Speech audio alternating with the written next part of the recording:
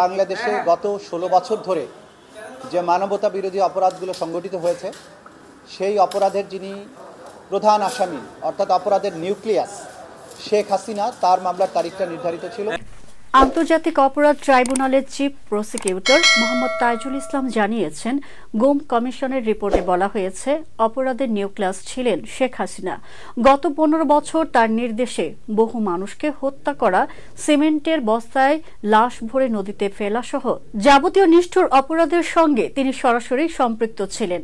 এসব ব্যাপারে গোয়েন্দা সংস্থার প্রধানদের স্বীকারোক্তি রয়েছে। মঙ্গলবার সাংবাদিকদের এসব কথা বলেন তিনি। তদন্ত কমিশনের রিপোর্ট ট্রাইব্যুনাল আমলে নিয়েছেন বলেও জানান তাইজুল ইসলাম। তিনি বলেন, আদালত তদন্ত শেষ করতে 18 ফেব্রুয়ারি পর্যন্ত সময় দিয়েছেন। এছাড়া গত জুলাই আগস্টের গণহত্যার মামলায় সাবেক প্রধানমন্ত্রী শেখ হাসিনার বিরুদ্ধে তদন্ত শেষ করতে 2 মাস সময় দিয়েছেন আন্তর্জাতিক অপরাধ ট্রাইব্যুনাল।